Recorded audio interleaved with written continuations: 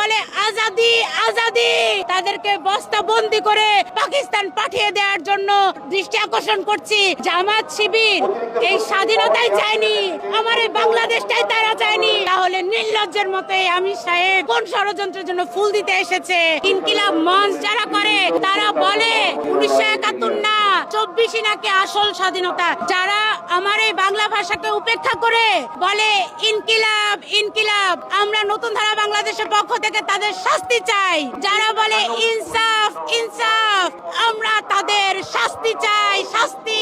কারণ যে বাংলা ভাষার জন্য আমার দেশের ভাইয়েরা প্রাণ দিল, যুদ্ধ করলো, শহীদ হয়ে গেল, সেই বাংলা ভাষাকে উপেক্ষা করে আপনারা এসব উর্দু ভাষা বলেন। যারা বলে আজাদি আজাদি তাদেরকে বস্তাবন্দি করে পাকিস্তান পাঠিয়ে দেওয়ার জন্য আমি দৃষ্টি আকর্ষণ করছি। কারণ দুই একটা শব্দ উর্দুতে বলে কি হবে? আপনারা পাকিস্তানে যান, পাকিস্তানে গিয়ে সারাদিন উর্দুতে কথা বলেন, সারাদিন উর্দুতে গান গান, কিন্তু বাংলাদেশে ইনকিলাব আজাদি ইনসাফ এইসব শব্দ ব্যবহারের কোনো সুযোগ আমরা আর দিব না। ভবিষ্যৎ হোক নিরাপদ, বিনিয়োগ হোক বিশ্বস্ত, আর আমার পছন্দ সল্ট বে। জামাত শিবির এই স্বাধীনতাই চায়নি, আমার এই বাংলাদেশটাই তারা চায়নি। 1971 সালে তারা ঘর থেকে আমার মায়েদেরকে, আমার বোনদেরকে নিয়ে হানাদার বাহিনীদের কাছে তারা তুলে দিয়েছে। তারা স্বাধীনতার 54 বছরে বলেছে যে ফুল দেয়া হারাম, ফুল দেয়া শিরক, ফুল দিলে গুনাহ হবে। তাহলে নির্লজ্জের মতো আমির সাহেব এখন কোন কায়দায়, কোন ষড়যন্ত্রের জন্য ফুল দিতে এসেছে?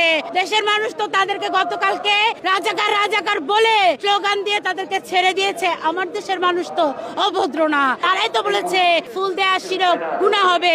তাহলে ফুল দেয়া হালাল হয়ে গেল, এখন আর গুনাহ হবে না, তাই না? ইচ্ছা হলে তারা তাদের মাসলা ঘুরায়। তারা তো বলেছিল নারীর নেতৃত্ব হারাম। আমি এক জামাতের নেতাকে জিজ্ঞেস করলাম যে ভাই, নারীর নেতৃত্ব হারাম বলেন, তাহলে এর আগে যে আপনি খালেদা জিয়ার আঁচলের তলায় ছিলেন তখন নারীর নেতৃত্ব হারাম ছিল না? তখন তারা আমাকে উত্তর দিল এটা তো কৌশল। জামাত শিবির হয় তারা কৌশল করে বাঁচে, নাহলে তারা ষড়যন্ত্র করে বাঁচে। তারা কোনোদিন বাংলাদেশ চায়নি, বাংলাদেশ। ইনকিলাব মঞ্চ যারা করে তাদের বক্তব্য শুনবেন, তারা বলে 1971 না 24 নাকি আসল স্বাধীনতা। কি মিথ্যা বলেছি? নতুন ধারা বাংলাদেশ মিথ্যা বলে না। দেশের 20 কোটি জনগণের পক্ষ থেকে বলবো, এরা আমাদেরকে বলেছে 71-এর প্রয়োজন নেই, যেখানে 24 আছে, তার মানে ওরা আমার বাংলা দেশটাকেই চায়নি। ওরা কি বলে? ওরা বলেছে লাল স্বাধীনতা। আরে ওরা 24টাকেই দেখে, ওরা 36 জুলাইটাকেই এই দেশে স্টাবলিশ করতে চেয়েছিল। ওরা তো চায়নি আমার বাংলা